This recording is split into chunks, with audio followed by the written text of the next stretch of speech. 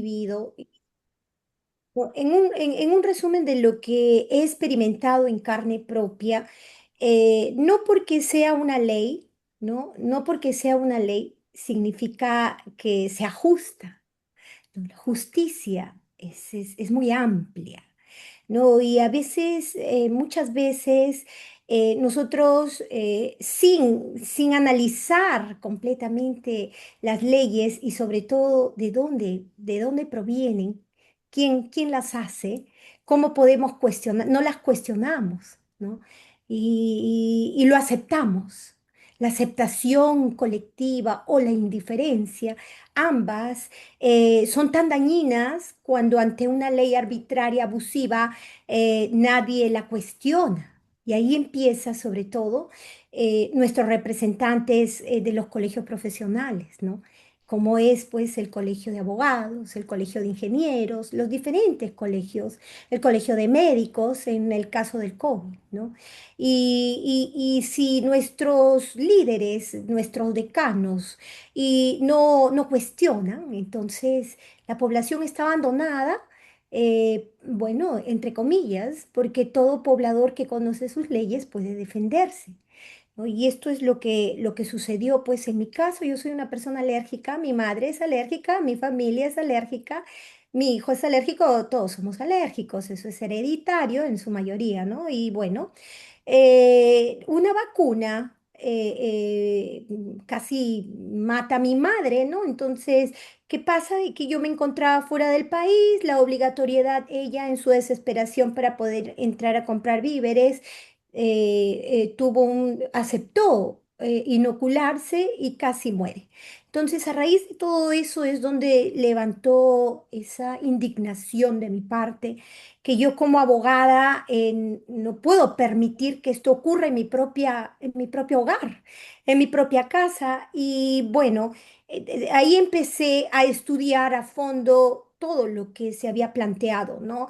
La obligatoriedad, todo lo que, los decretos, los famosos decretos supremos, decretos de urgencia, decretos de emergencia. Ojo que el artículo 137 de nuestra Constitución dice estado de emergencia, ¿no? Excepcional, pero es excepcionalmente. Una excepción significa, para nuestra Constitución, 60 días, cuya prórroga quiere decir 60 días más. Si tú continúas de prórroga tras prórroga tras prórroga, desnaturalizas la excepción.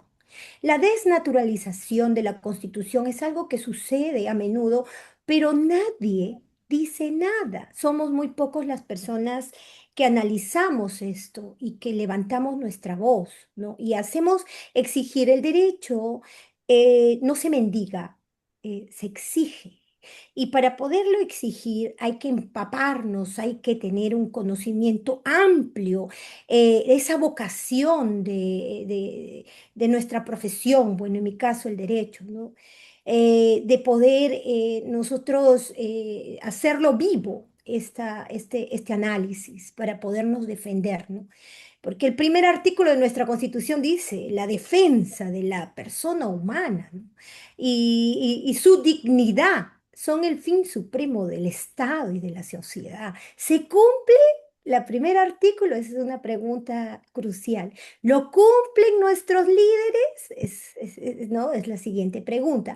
Nosotros tenemos la responsabilidad de cuestionarlos, de fiscalizar, de formar sociedades civiles que puedan, de un frente de defensa real. Como decía el doctor Torres, nosotros nos conocimos hace muchos años y ese día cuando nos conocimos, excelente su ponencia, pero yo vi algo que debilitaba todo el foro.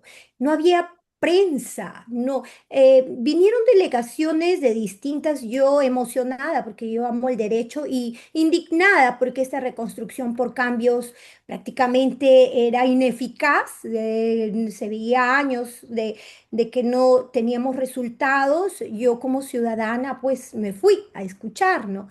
Escuché la problemática. No llegaron ni siquiera las autoridades verdaderas. ¿Dónde estaba el gobernador regional? ¿Dónde estaba el alcalde? ¿Dónde estaban las autoridades? ¿Dónde está el INDECI? ¿Dónde están todos los órganos que se supone que son de defensa? Los cuestionados, no, no estaban. Habían mandado unos representantes que desconocidos y una prensa que era, tenemos una prensa inmensa, RPP exitosa, todos los titulares, la industria, grandes, pero vinieron una prensa pequeña, prácticamente yo indignada, porque para mí es una burla. Entonces, ¿qué pasa? Tenemos que estar ahí al frente, exigiendo nuestras leyes se cumplan y cuestionando las leyes arbitrarias, ¿no? En un análisis de lo que el doctor Fidel me ha enviado, ¿no? Y he visto que ustedes han presentado contra a la Contraloría, ¿no? Ahí, en lo que he leído, los alcances del artículo 22 de la ley orgánica, de la Contraloría, están mencionando que se realice la acción sobre la ejecución del Plan Integral del Control de Inundaciones, gestión del transporte de los sedimentos de la cuenca del río Piura, ¿no? Ahí piden, ustedes mencionan la ley 30555 que está a cargo del ANI, ¿no? La autoridad de infraestructura, también responsabilidad del PCM, ¿no? La presidencia del Consejo de Ministros, mencionan la ley 30787 si no más recuerdo, Ujú. y bueno, después del análisis, llego a una conclusión jurídica, ¿no? La existencia reiterada de estudios, planes, propuestas, técnicas durante más de 2 décadas sin una ejecución efectiva, ¿no? Todo esto demuestra una evidencia de una omisión estatal grave, continuada, consistente, ¿no? Que incrementa cada día el riesgo de afectación, no solamente a lo que ya sucedió, sino a presente, a futuro, a la vida, a la salud, a la integridad de la población. ¿No? Esto lo que significa jurídicamente, pues no es un retraso, no es una incapacidad, es una omisión con conocimiento de riesgo y eso es lo que lo hace grave, ¿no? No, durante más de 20 años el Estado ha sabido qué hacer y no lo ha hecho, Así ¿no? es. Ese es el problema. Entonces, no es una falta de información, es una falta de acción. Y cuando el Estado no actúa frente a un riesgo conocido, pues la omisión se convierte en una responsabilidad, ¿no? Aquí no hay una improvisación, hay más de 20 años de estudio ignorado. Cuando el Estado conoce el peligro y decide no actuar, deja de proteger y empieza la falla, ¿no? Empieza a fallar, ¿no? Como dirían nuestros ancestros, ¿no? Se ha roto el AINI. El Estado recibe del pueblo, pero no devuelve la protección. Y cuando esto se rompe, rompe el equilibrio, empieza la injusticia, ¿no? Y todo deja de ser un accidente y se convierte en un sistema. ¿No? Una omisión prolongada no es una negligencia, es un abandono institucional con consecuencias humanas, ¿no? Entonces, ¿cuál es la estrategia a actuar? ¿No? Es una estrategia multivía, es ordenado, coordinado. ¿Cuál es el problema? Pues el Estado conoce el riesgo, tiene la solución y no actúa, según el análisis técnico jurídico que he hecho de la documentación que me han enviado, ¿no? No es hacer todo al mismo tiempo, ¿no? Sin orden, es un ataque en capas, una defensa, ¿no? Una estrategia, ¿no? Cada una refuerza a la otra. Según el análisis, según mi análisis, ¿no? Esto hay que convertirlos en casos posibles, en posibles, ¿no? Acá hay una violación de derechos fundamentales, una omisión estatal grave, una posible responsabilidad penal, ¿no? Entonces, la estrategia multivía ordenada y coordinada, ¿no? No al mismo tiempo, pero sí en forma paulatina, ¿no? En la primera frente, vamos haciendo en 7 frentes diferentes, ¿no? El primer frente, que es el frente más importante, que es el frente constitucional, ¿no? Es una demanda de amparo, ¿no? El objetivo, el reconocimiento judicial de riesgo, las se ordenen acciones inmediatas. Este es el eje, el primer paso, ¿no? ¿No? Tiene que ir de la mano con una medida cautelar. Esta medida cautelar, cuyo objetivo se puede pedir la intervención urgente, es la herramienta más rápida para un impacto real, porque un proceso de amparo puede demorar. Entonces, para eso tenemos nuestra pequeña arma letal inmediata, que es la medida cautelar, ¿no? Con una medida cautelar, el resultado es una presión judicial directa y una posibilidad inmediata que se ordene, ¿no? Entonces, teniendo como primer frente constitucional el proceso de amparo y la medida cautelar, la medida cautelar de preferencia innovativa, ¿no? Con el análisis general de la problemática, lo esencial es empezar con una demanda de amparo, ¿no? El demandado en esta demanda de amparo, pues sería el ANAM, la Autoridad Nacional de Infraestructura. Infraestructura, Ujú. el PCM, la anterior ARCC, bueno, eso, ARCC.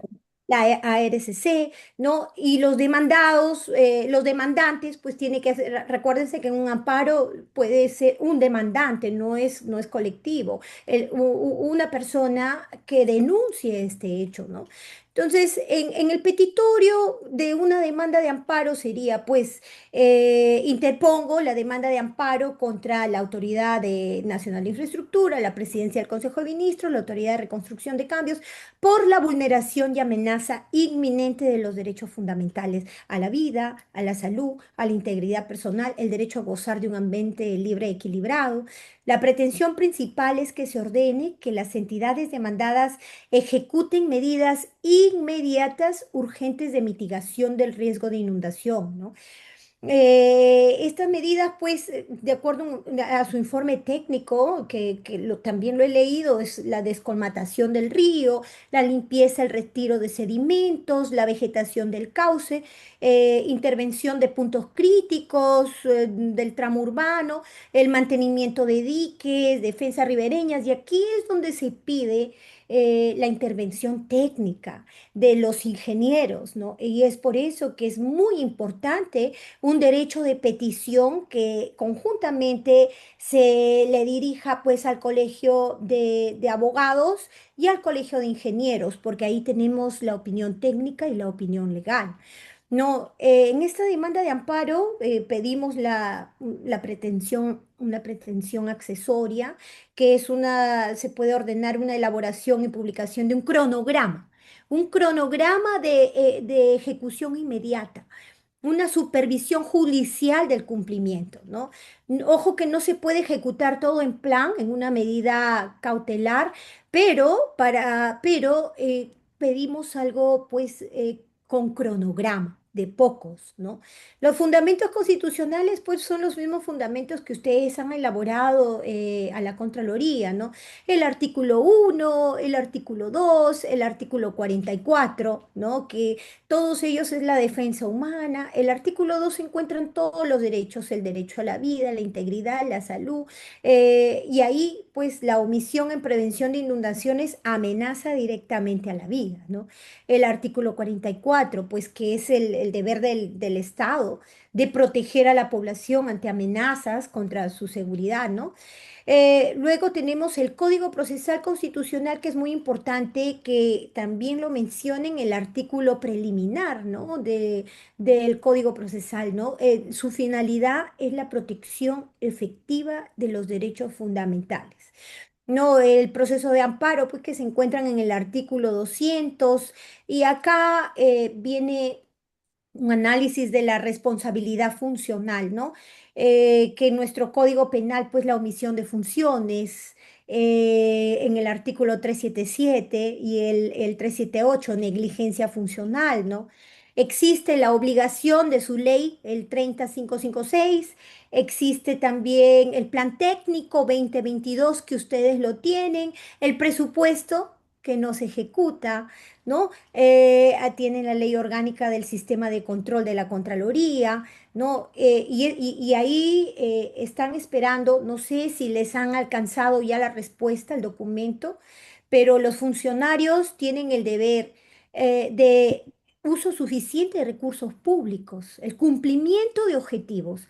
Si se gastaron millones sin reducir el riesgo, existe una presunta responsabilidad administrativa grave y aquí es donde interviene la Contraloría, ¿no? También es necesario colocar en nuestras demandas constitucional jurisprudencia constitucional. Esto es algo muy importante porque fortalece el amparo para que no lo declaren improcedente, ya que tenemos un sistema donde les encanta declarar improcedente todo, ¿no? No, entonces tenemos jurisprudencia del derecho a la vida, del mismo tribunal, ¿no? Donde establece que el derecho a la vida no solo implica no ser privado de ella, sino que el Estado tiene que adoptar medidas para proteger. La jurisprudencia sobre omisión estatal, que donde el Estado es responsable del conocimiento del riesgo, si no adopta medidas razonables para evitar un daño, ¿no? Y un principio que no es usado, pero es el principio de prevención. No, el Tribunal Constitucional también reconoce que el Estado debe actuar antes del daño, ¿no? Entonces, en la aplicación del caso, esto es un riesgo que ya es conocido, tiene un plan maestro, la solución existe. ¿Cuál es el problema? No se ejecuta, ¿no? Entonces, configura todo, apunta a una presunta omisión constitucional, ¿no? La conexión en este caso, el argumento central en este presente caso, ¿no? Pues es que el Estado peruano, a través de las entidades que, demandadas, tiene pleno conocimiento técnico, científico, administrativo del riesgo de inundación del río Piura, así como de las medidas necesarias para su mitigación, conforme al Plan Maestro Integral aprobado en noviembre, creo, del 2022. Sin embargo, están omitiendo sistemáticamente la ejecución de estas medidas que están exponiendo a la población a un alto riesgo, un riesgo inminente, grave para la vida, la salud, la integridad, lo que constituye todo esto, pues una violación directa de los derechos humanos, ¿no? La medida cautelar innovativa que recomiendo mucho interponer, que fue que yo también la interpuse para detener de forma rápida, ¿no? Separadamente, ¿no? Innovativa, porque es una acción inmediata, ¿no? Porque es excepcional. La medida cautelar innovativa es hermosa porque es excepcional, tiene la excepcionabilidad, ¿no? El juez normalmente no quiere intervenir en política pública, evita, ¿no? Evita ordenar obras, acciones complejas. Entonces, la ley y la jurisprudencia dicen que en la medida cautelar innovativa solo se usa cuando hay un peligro en la demora, el cual existe, riesgo de inundación, lluvias previsibles, donde hay verosimilitud del derecho, que lo existe porque la Constitución protege la vida, el plan maestro que ustedes tienen también confirma el riesgo, y el tercer componente, irreparabilidad del daño. Esto es lo más importante, porque acá ocurre muerte, destrucción, enfermedad. No, no hay reparación posible. Entonces, se solicita, se dicte una medida cautelar innovativa, ordenando la intervención inmediata, ¿no? Del cauce del río Piura, ¿no? Para su limpieza, su descolmatación, la intervención en zonas críticas, fundamentando, pues, ¿no? El peligro en la demora, esas tres cosas, la verosimilitud y la irreparabilidad del daño. ¿No? Con el argumento, la inacción estatal, que hasta la fecha tienen casi 2 décadas, que frente a un riesgo conocido, técnicamente acreditado, convierte en un eminente peligro y siendo necesario que el órgano jurisdiccional pues adopte medidas urgentes, ¿no? Para evitar un daño irreparable a la vida, a la salud de la población, ¿no? Obviamente que tienen que estar sus fundamentos de hecho, ¿no? En esos fundamentos de hecho, pues la existencia del problema estructural, el plan maestro integral, la existencia de la solución técnica, ¿no? Y la omisión del Estado, también el riesgo real, y tiene que haber los fundamentos de derecho, todos los artículos que se ha mencionado en en el mismo documento que se presentó a la Contraloría, el artículo 1, 2, 44, las leyes que no se están cumpliendo, el código procesal constitucional, jurisprudencia, y el elemento clave para un amparo, ¿no? Porque en la experiencia el amparo funciona ante una amenaza cierta. El río colmatado es un hecho verificable. ¿No? Una inminente lluvia recurrente y un grave riesgo de muerte, ¿no? De ahí colocan sus medios probatorios, que es el plan maestro, la solicitud a la Contraloría, que ya les puede servir si tienen la respuesta. De no tenerla, pues se les pide celeridad, informes técnicos, fotografías, informes. ¿Y por qué este amparo es ganador? Ante mi punto de vista, ¿no? Con experiencia, porque cumple todos los requisitos. Ustedes no están pidiendo una política pública compleja, se centran en derechos fundamentales, se está demostrando un riesgo inmediato, inminente, muerte, se usa una evidencia oficial, el plan maestro, y se usa jurisprudencia. Entonces aquí este proceso de amparo 100% ganador, ¿no? Me encantaría a mí poder ser la encargada de hacer su proceso de amparo. am, y su medida conjuntamente con una medida cautelar, ¿no? Ahora, independientemente de este proceso de amparo y medida cautelar, porque esto es el primer frente, que es el frente constitucional, tenemos el segundo frente, que es este, también es un frente hermoso, y esto es donde la mayoría de autoridades ya toman ya mucha atención, ¿no? Y cuidado, que es el frente penal. Una presión personal a los funcionarios, ¿no? Una denuncia penal contra los mismos funcionarios que hemos mencionado, por omisión o incumplimiento de funciones en ejercicio, negligencia funcional, ¿no? Cuyo resultado va a abrirse, se les va a aperturar un proceso, una investigación preparatoria, ¿no? Una investigación fiscal, y se genera un riesgo personal para cada autoridad. No, el delito de aquí es donde se aplica, pues la omisión de funciones, que es el artículo 377 del Código Penal, donde se sanciona a un funcionario público que tiene la obligación de actuar. Si omite hacerlo, causa perjuicio a la administración pública y al derecho ciudadano, ¿no? El delito de negligencia, el artículo y otros más, ¿no? Que es hermoso también. Cuando una acción penal existe, cambia todo el panorama y el comportamiento del Estado. Ese sería como segundo frente, ¿no? Como tercer frente tenemos el frente de control, que ustedes ya lo han hecho, que es la Contraloría, que lo han iniciado, ¿no? Con la Contraloría su función, documentar el incumplimiento. Ojo que la Contraloría no es un órgano ejecutor ni judicial, pero sí tiene la facultad sancionadora administrativa, ¿no? La Contraloría puede evidenciar la omisión, pero no puede corregirla. Por ello es necesario activar mecanismos constitucionales y judiciales para proteger la vida de la población, ¿no? También conjuntamente con esto puede hacerse una acción ante la Defensoría del Pueblo. Podrían también Ujú. y deberían, ¿no? Porque ellos también emiten informe público y presionan, una presión institucional, no teniendo como resultado una legitimidad del caso y un respaldo técnico, no solamente de la Contraloría, también de la Defensoría. ¿No? Ahora, en otro frente tenemos el frente político. ¿No? El frente político es que yo también lo he hecho cuando ocurrió de lo del COVID, mi ataque estratégico es lo que les estoy diciendo, lo que se estoy contando, es una estrategia, la estrategia que yo he vivido. ¿no? Entonces, el frente político, que es pedir acciones al Congreso, a las comisiones del Congreso, puedes pedir a la comisión de fiscalización los pedidos de información, las denuncias correspondientes a la comisión de justicia. Tenemos una presión política directa, ¿no? Y una exposición del incumplimiento de las autoridades y funcionarios, ¿no? Tenemos como quinto frente el frente social y el mediático.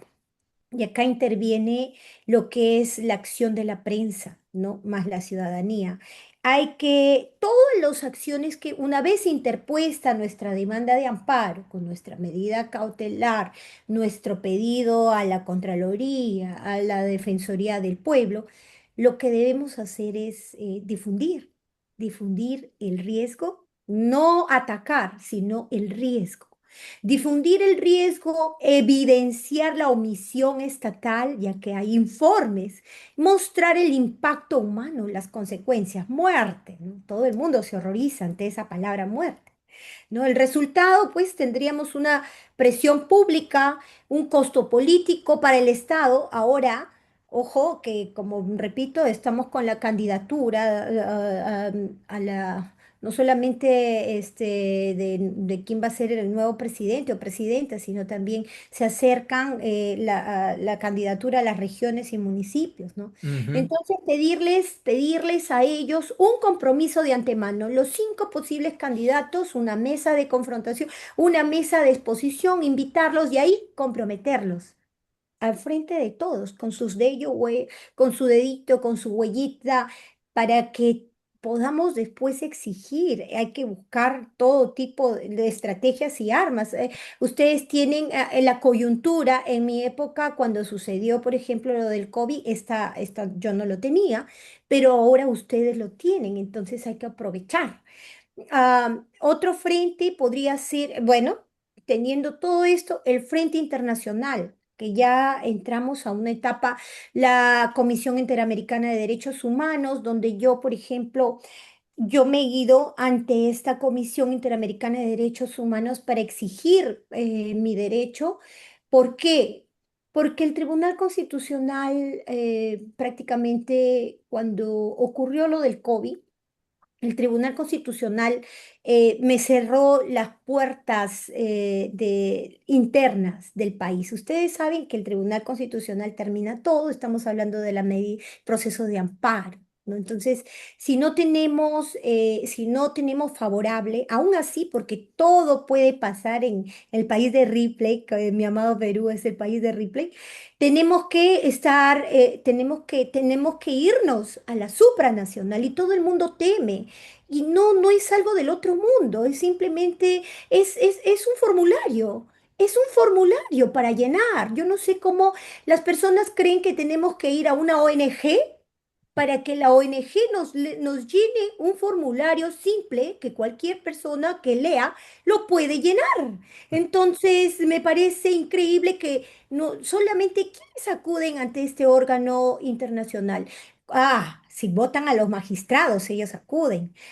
Si pasa algo, los grandes poderes económicos, ¿no? Ellos acuden. Pero ¿por qué el ciudadano común y corriente no lo hace? Porque tiene ese temor, falta de información.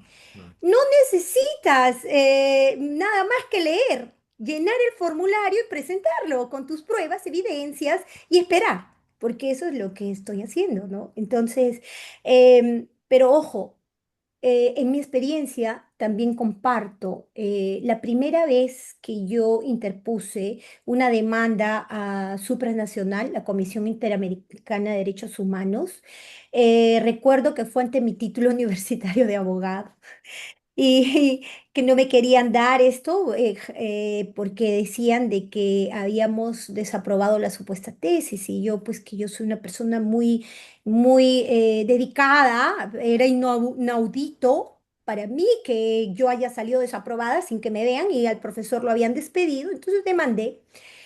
Pero ¿qué pasa? De que el Tribunal Constitucional tenía la famosa interlocutoria de la negación, y ahí viene el conocimiento amplio, porque en esa época el tribunal dio su fallo y dijo, aplicamos la interlocutoria de la negación que tiene calidad de cosa juzgada, cerró las puertas internas y yo recuerdo que pagué uno de los profesores de Derecho Constitucional en esa época, de que daba charla a los jueces y fiscales.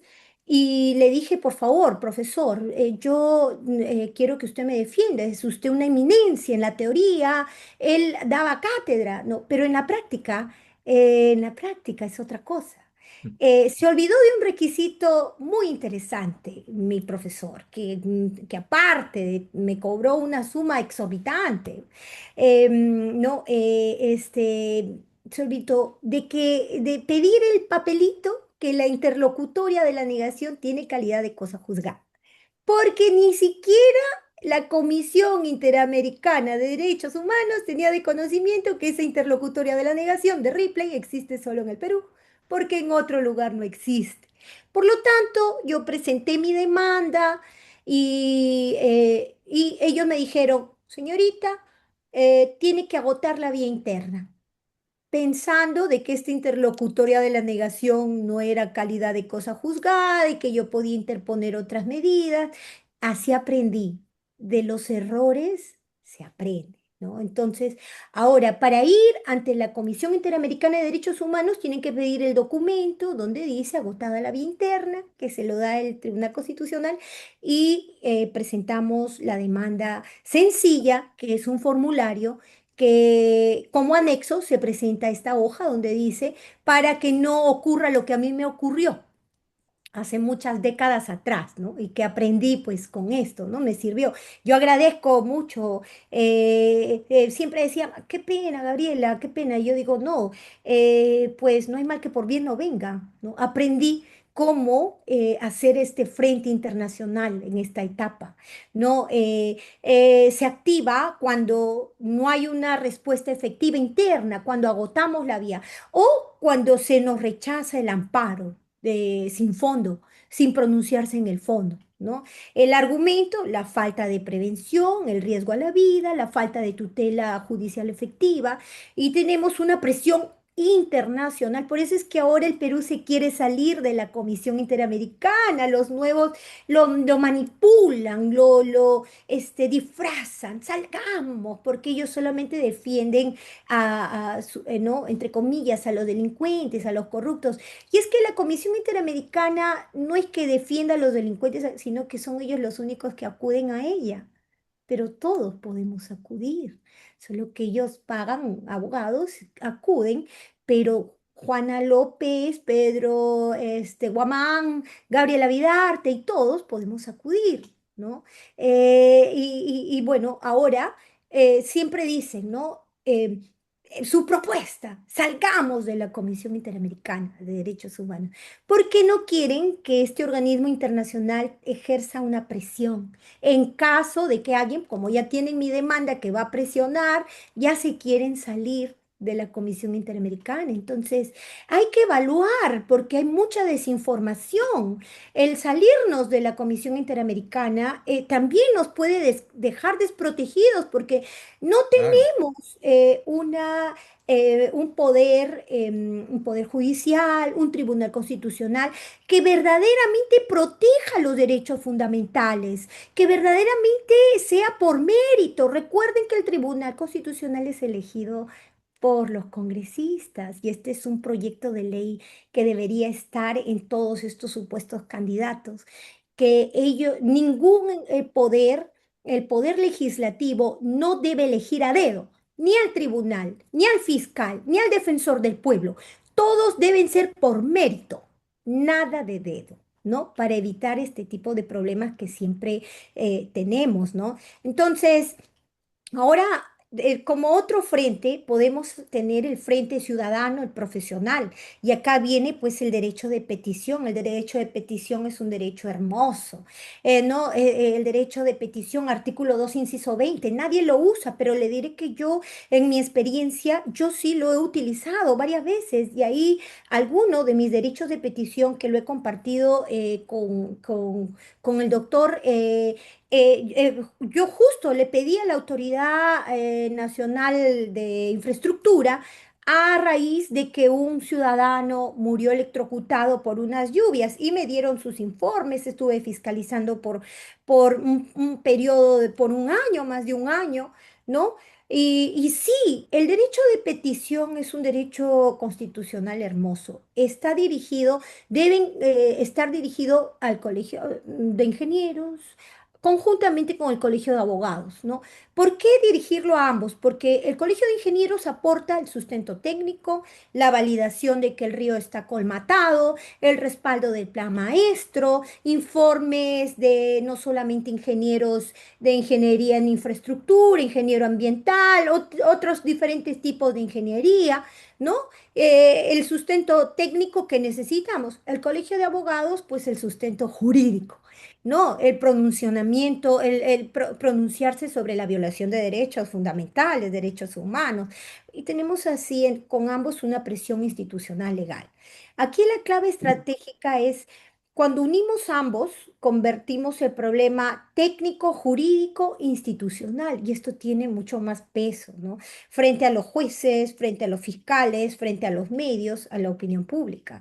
Ahora, ¿qué hacer con esta base legal del derecho de petición, ¿no? Que es hermoso, ¿no? El derecho de toda persona a formular una petición ante cualquier autoridad. Ahora, si lo traemos a la realidad, los colegios profesionales son entidades del derecho público, pero tienen una función social e institucional, ¿no? Son privados, ¿no? ¿Qué les debemos pedir? No solamente informes, debemos también pedir acciones concretas, ¿no? Al Colegio de Ingenieros, el informe técnico, el pronunciamiento sobre el incumplimiento del plan maestro, que ustedes lo tienen, y la opinión sobre el riesgo. Concreto, al Colegio de Abogados, el informe legal sobre la omisión, el pronunciamiento sobre la vulneración de derechos fundamentales, derechos humanos, y la opinión sobre las responsabilidades legales. Ambos, es claro, ¿no? Un pronunciamiento, una entrevista que se haga público, recomendaciones urgentes al Estado, participación en una mesa técnica de vigilancia. Pero acá viene el ojo, ¿no? Los colegios profesionales son entidades de derecho público, pero no estatal. Tienen función pública, pero no son una administración directa clásica, ¿no? Entonces, la pregunta es, porque muchas veces con el temor, el derecho de petición, ¿no? Tienen el deber de responder, sí, pero no con la misma fuerza sancionadora inmediata que un ministerio. Si nosotros interponemos un derecho de petición ante un ministro, ante el gobernador regional, ellos, ¿no? Ellos inmediatamente tienen un plazo, tienen que respetar, porque si no hay omisión, incumplimiento en funciones directas, y los podemos poner penalmente las sanciones penales administrativas. Pero cuando se refiere a los colegios profesionales, la pregunta es, ¿conviene poner el apercibimiento legal? Sí, pero camuflado, bien formulado, por ejemplo, ¿no? Solicito que la presente petición sea atendida dentro de un plazo razonable, conforme al artículo 2 inciso 20 de la Constitución del Perú, bajo, aquí viene la palabrita clave, responsabilidad funcional conforme a las atribuciones y deberes institucionales que corresponden a su representada. No, no basta con advertir, debemos generar una presión real. No, entonces, hagamos de esto que se presenta por mesa de partes, pedimos el cargo, nuestra recepción, enviamos una copia por correo y lo difundimos públicamente. Esto es clave. Esto es lo más importante. Si no responden, los exponemos a la prensa, a las redes, al amparo, a la defensoría. Lo que realmente obliga no es el apercibimiento en sí, es la exposición pública, la evidencia documentada, la presión institucional, ¿no? Aquí el mensaje central, ¿no? Ahora con toda esta coyuntura, ¿no? En la que nos encontramos, en que podemos utilizarla, ¿no? En la sensibilizar al ciudadano, que hoy el voto no es solamente una elección, es un acto de defensa de la vida. No elegimos una promesa, elegimos un compromiso verificable. Hay que exigir a quien aspira a gobernar que firmen y cumplan pactos claros con la ciudadanía. Proteger la vida, proteger la salud, proteger la seguridad, nuestros ecosistemas, frente a los riesgos conocidos como la inundación del río Piura, por ejemplo, ¿no? Un país que no se construye, ¿no? Y que predomina la indiferencia, estamos totalmente desprotegidos. Lo que ocurre en una región nos afecta a todas las regiones. La omisión es una forma de injusticia.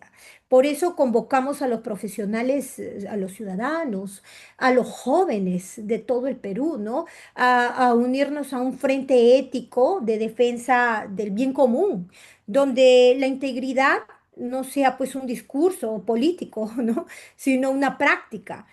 Y acá viene lo que dijo el doctor Fidel, ¿no? La ignorancia. La ignorancia no exime, aún así, la ignorancia no exime de la responsabilidad. Cada ciudadano tiene el deber de informarse, participar y exigir, y cada autoridad la obligación de actuar. No, yo creo que es el tiempo de una nueva ética pública, compromisos firmados, vigilancia ciudadana, una acción inmediata, porque la vida, la salud, la integridad, no, no puede esperar. En un contexto electoral actual, ¿no? Votar es decidir quién protege tu vida mañana. Nos exige, debemos exigir a cada candidato compromiso concreto, mediable, público. No más discurso, necesitamos acción, ¿no? La integridad pues no se compromete, se demuestra. Y el ciudadano no delega su responsabilidad, la ejerce. Tenemos que ejercer. El Ujú. llamado a pactos y compromisos para candidatos sería pues otro frente, convocar a todos los candidatos a la presidencia, gobiernos regionales, municipales, a suscribir un pacto por la vida, la gestión responsable de riesgo, metas claras, cronogramas públicos. Ahí tienen ustedes todos los profesionales, rendición de cuentas periódicamente. Quien no esté dispuesto a firmar y cumplir no está listo para gobernar y esa silla no lo merece. Entonces, el mensaje de tener de una unidad nacional, la defensa de Piura, la defensa de Tumbes, la defensa de la Milambayeque, no es una defensa de una región nada más, es una defensa de todo el Perú. No llamar a los colegios profesionales, universidades, ciudadanía de todas las regiones, a pronunciarnos, a acompañarlos a ustedes en este proceso. Sí, La solidaridad no es opcional, ¿no? Porque Gabriela, las... ¿Mm? y lo que tú estás comentando es importante porque hay que empezar por algún caso. Por ejemplo, el caso tuyo es ejemplificador de tal manera que representa un referente al cual acudir. Entonces, porque lo que sucede con las inundaciones viene desde Tumbes hasta Tacna, ¿no? Pasando por Claro. Arequipa. Entonces, tomar a Piura como un caso, pero además como somos vecinos con Lambayeque, ese núcleo del norte. ¿No? Pero Ujú. ya que en Piura se generaron los sucesos más notorios en términos de destrucción, Más dañinos, ¿verdad? claro. Tomarlo como caso y efectivamente lo que tú comentas como un problema nacional, o sea, como un caso Claro, para expandirlo en la defensa ciudadana nacional. claro. Entonces, eh, es sumamente interesante lo que nos has comentado y toda la estrategia con las múltiples vías que nos has expresado, que realmente significa un trabajo más sistemático de lo que estamos haciendo, ¿no? Ante ello, sí hay quienes quieren hacerle alguna consulta a la doctora Gabriela, eh, podemos ya participar, ¿sí? Claro, he tratado de ser lo más, explayarme de la forma más simple que se pueda entender. Espero que todos hayan entendido Claro. lo que, no, lo que yo estoy exponiendo, porque en realidad esto no es solamente, acá no estamos con un tema académico, estamos con una vivencia, estoy compartiendo una experiencia y la experiencia, te digo en un inicio, cuando el proceso de amparo es individual, ¿no? Pero sin embargo representa a todo el Perú. Mi proceso de amparo era en defensa de mi vida, ¿no? Ujú, Pero, sí. represento a todo el Perú, no es solamente uno, el beneficio es para todos, ¿no? Así es. Luz María, ¿tú quieres hacer una Sí, consulta? sí, hola Gabriela, buenas noches. Entré un poco tarde porque no tenía el link, pero he escuchado súper interesante. Yo tengo una consulta. A la hora que se haga esta petición, y como es un tema que atraviesa el Perú, de todas las cuencas que hay en la costa, de qué manera, porque a la hora que se presenta esto, existe la política pública de gestión de riesgo de desastres y no se ha cumplido. Entonces, eso es un punto más que se puede tomar en consideración. Claro, si hay una política pública que no se ha cumplido, pues ahí tenemos la ineficacia, la omisión, el incumplimiento. Ujú, Es el derecho de petición, nosotros lo únicamente que cuando interponemos un derecho de petición es exigir a la autoridad que cumpla. ¿No? Por ejemplo, les cuento un caso, ¿no? Un caso, por ejemplo, en mis derechos de petición que he usado. Hicieron un proyecto de ley que querían colocar en el DNI o el pasaporte electrónico tu resumen de todas tus enfermedades, ¿no? Querían colocarlo ahí, este proyecto. David, dime. Este proyecto donde decía que en tu DNI electrónico iba una lista de todos tus antecedentes médicos, ahí iba a salir todo lo que tú tenías, ¿no? Entonces me parecía totalmente, cuando yo lo leí, entré un día, justamente entré, lo leí, me parecía absurdo porque está violando el derecho a la intimidad, ¿no? Entonces, bueno. Como dicen, la persona que ante un acto de injusticia no hace nada es cómplice. Me vi en la obligación, pues, de hacer un derecho de petición dirigida a la presidenta para, como estaba en proyecto y ya se había lanzado, observe esta propuesta descabellada, pues si colocan esto, todas las empresas farmacéuticas van a empezarte a llamar, te van a discriminar. Esto es absurdo, descabellado, pero sin embargo existe lo absurdo y lo descabellado. No, y mediante un derecho de petición presentado pues al presidente del Consejo de Ministros, a la presidenta de esa época, que era la señora Baluarte, pedimos que por favor observe, dándole todo la defensa técnica, el informe jurídico, que la violación de los derechos, y para que ella lo dé a su equipo y que solamente y se observó y no, hasta ahorita no he visto la promulgación de esa ley. No, entonces el derecho de petición es hermoso porque cuando tú lo presentas ante un funcionario, tiene la obligación de responderte y tiene la obligación de actuar, responderte y actuar. Y si te deniega, argumentando el porqué de la denegatoria, ¿no? Porque no te van a decir que porque se me dio mi regalada gana. No, Gabriela, entonces, sí. no. Sí. Guillermo, Guillermo quiere hacer también una consulta. Bueno, más que una consulta es agradecer por el panorama jurídico legal que nos puede dar cobertura. Pero por experiencia propia, yo ya no tengo confianza en ese aparato. Y por lo Ah, demás, si yo, me permite un reto, y si yo me involucro en eso, es tan tedioso y tan desgastante que uno deja ya de lado realmente, ¿no? Hemos presentado dos acciones por vía fiscalía de prevención del delito y es una paseada. Segundo, si no tienes recursos económicos, te quedas a inicio del tema, ¿no?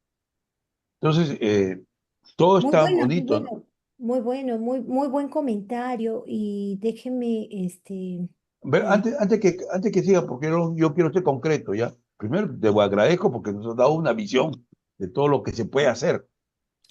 Pero vamos, la pregunta es, ¿quién tiene la capacidad de lograr eso? El recurso económico. eh, Segundo, estoy ujú, involucrado en el tema de la obra del Cercado de Piura. Ya venimos 2 años en una situación ya desgastante totalmente, ¿no? Y no logramos resultados utilizando todas las medidas que incluso tú has podido dar, ¿no? Hasta en demanda de amparo o algo así que se quedó frustrado y todo lo demás. O sea, lo real es cómo podemos aterrizar toda tu experiencia, tanto en el tema del manejo de la cuenca del río como en el tema de la obra ahorita que se está ejecutando acá en Piura. Te agradecería que tomes en cuenta eso y cuánto significaría tu apoyo profesional, tu servicio profesional, porque eso es un tema que hoy día mismo me decía, ya tienes que entrar a lo penal, y lo primero decía, ¿y quién va a cubrir los gastos? Porque si hablamos de la ciudadanía, todo el mundo quiere que tú le soluciones los problemas. es cierto. Entonces no se van a involucrar. Y si te apoyan al principio, a buena hora, y después te dejan suelto para ver hasta dónde has avanzado, y después te pueden saludar, agradecer, pero eso es tarde, mañana y nunca. Entonces yo lo que quisiera más bien aprovechar, porque llevamos una hora, es cómo aterrizamos en concreto, Fidel, con respecto al tema del manejo de la cuenca del río. Mañana la NIN va a dar una, en la segunda, primera, primera reunión que tiene la NIM, nuevamente el informe de sus avances, tanto en el manejo de la cuenca como en el plan integral del drenaje pluvial de Piura, Castilla, 26 de octubre y Catacao. Y mañana, si asisten, ¿no?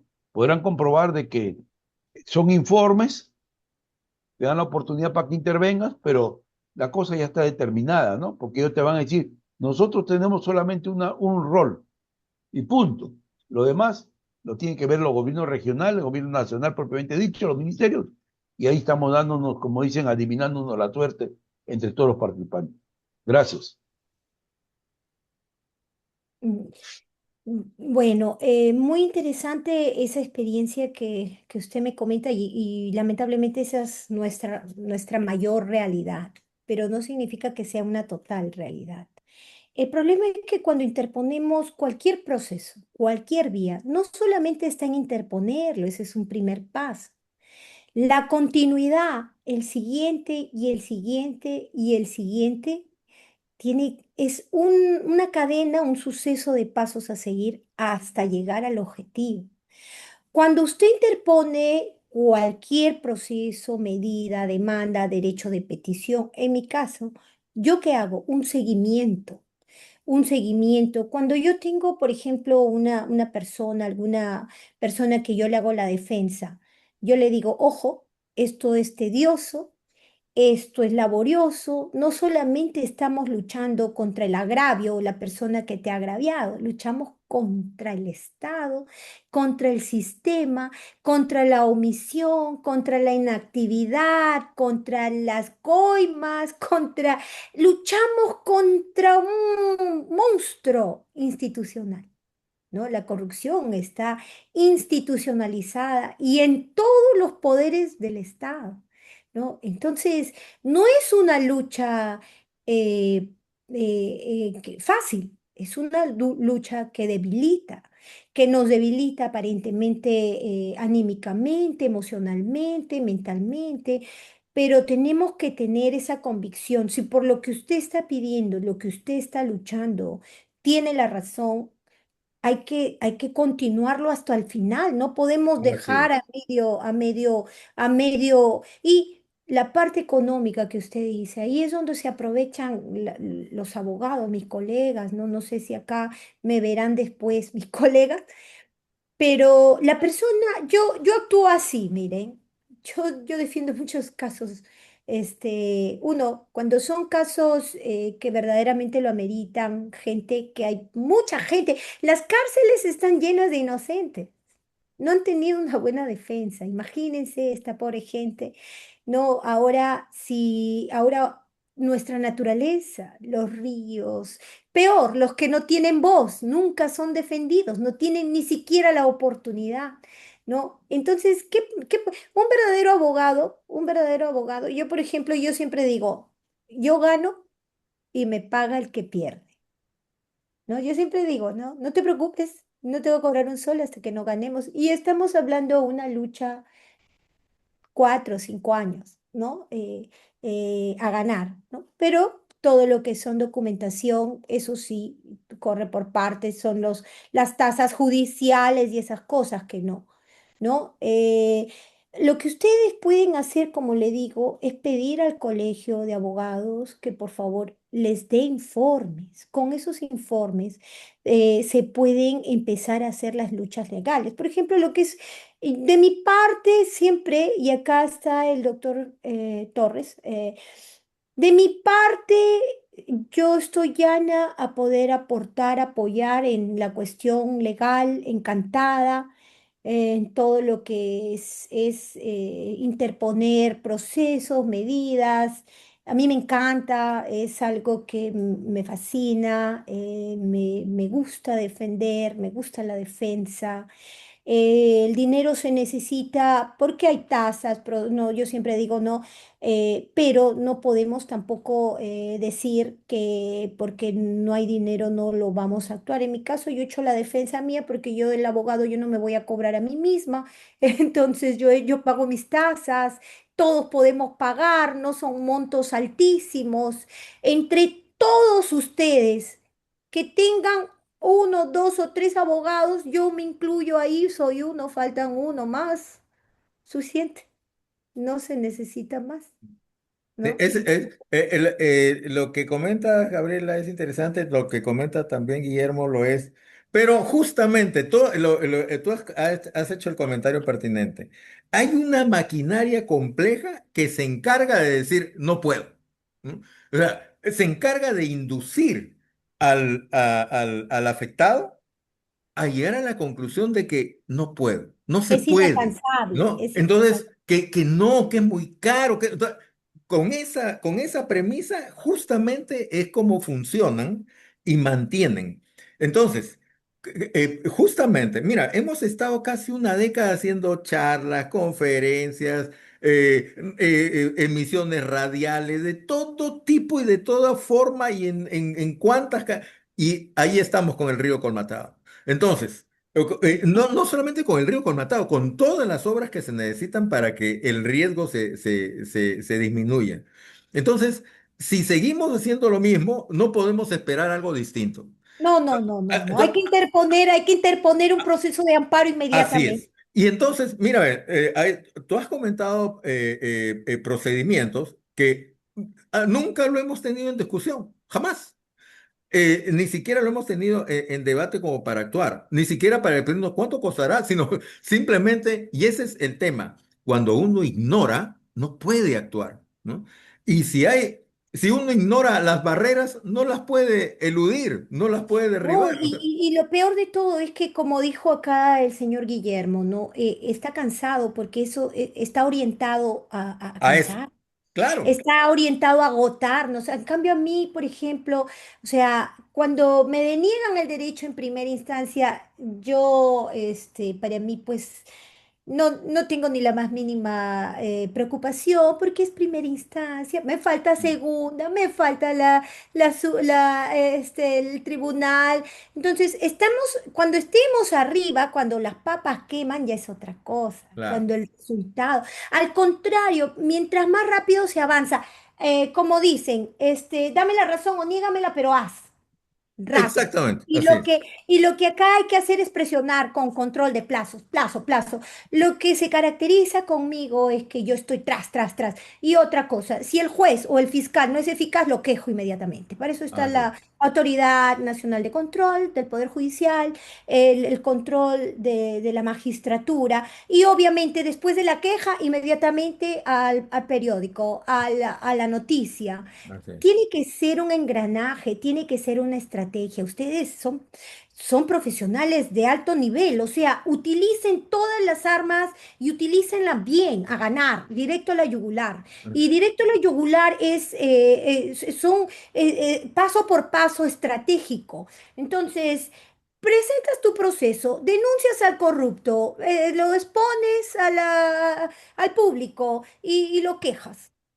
Y así Ajá. avanzas. Sí, Y justamente lo que compartí contigo, Fidel, por ejemplo, para que lo vean, no sé, la parte del periódico, que te lo ajá. pasé por WhatsApp, no sé si esa fotito la puedes poner. A mí me negaron el derecho. Yo tuve una cita con el presidente, el doctor Gustavo Tixe, de la Segunda Sala Constitucional, para que me dé día informe oral de mi proceso de amparo, ¿no? Y yo viajé desde Chiclayo a las 6 de la mañana, agarré un avión y me fui a Lima, porque él me citó, su secretaria, para exponerle al tribuno mi tema y decirle pues que me dé día y hora para mi informe oral. Ujú. Pero ¿qué pasa? Me doy con la sorpresa de que la secretaria me dice, ¿sabe qué, doctora? No, ya no, ya resolvieron, me Sí. dijo así. Ya resolvieron, ya no tiene razón de ser, día de audiencia, informe oral, porque ya resolvieron. Entonces yo agarré y dije, ¿cómo? ¿Cómo que ya resolvieron? El artículo 1 del Código Procesal Constitucional del que el tribunal está obligado dice que tiene que pronunciarse sobre el fondo de la controversia.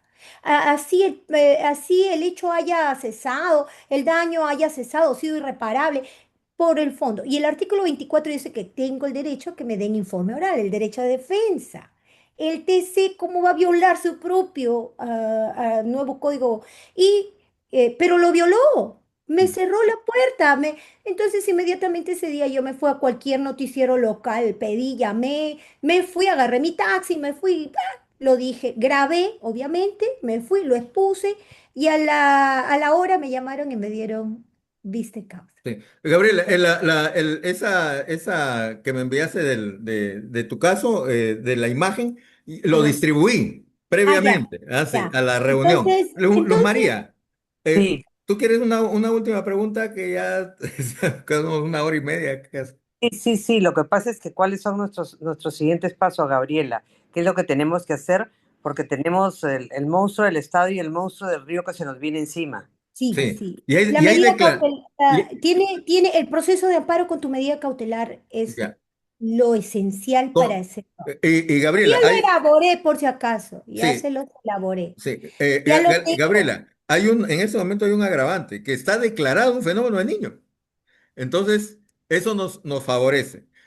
Miren,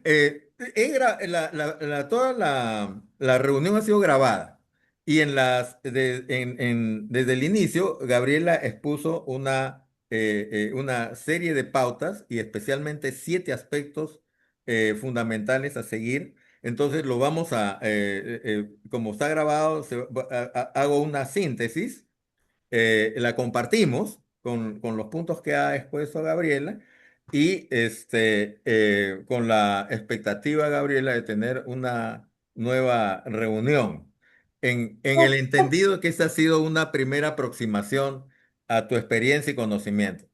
Bueno, como decía ahí la señora Luz María o señorita, no sé, acá lo que se tiene que hacer, dicen que mañana o pasado o no sé que tienen un resultado, me gustaría que lo graben para poderlo analizar.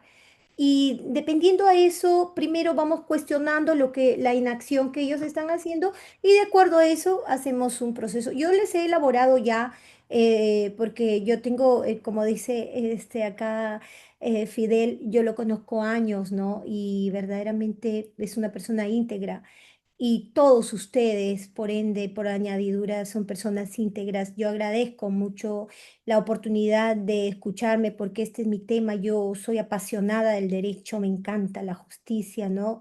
Y bueno, yo les he elaborado una demanda de amparo y también una medida cautelar así, pero me gustaría elaborarla a matar, ¿no? Ya. Entonces, Para elaborar algo a matar tengo que tener exactamente todas las debilidades, todas las omisiones, todos los incumplimientos, porque es sencillo. Acá se expone el riesgo eminente, el peligro en la demora.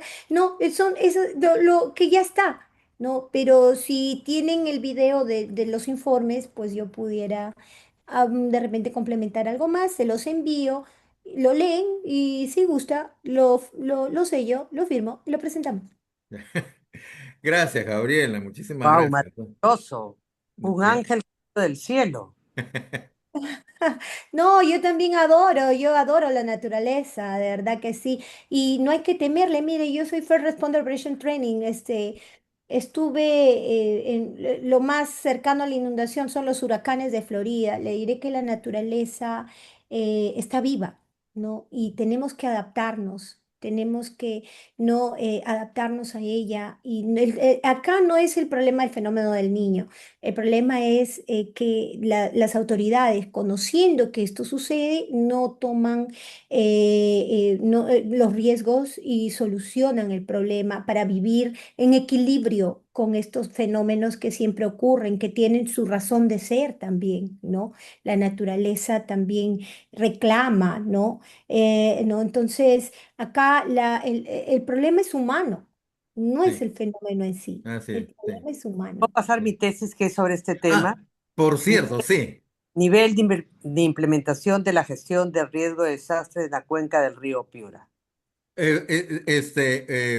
Yo pensaba que le había enviado el enlace a todos y se me había, por alguna, no le copié el enlace a Luz María.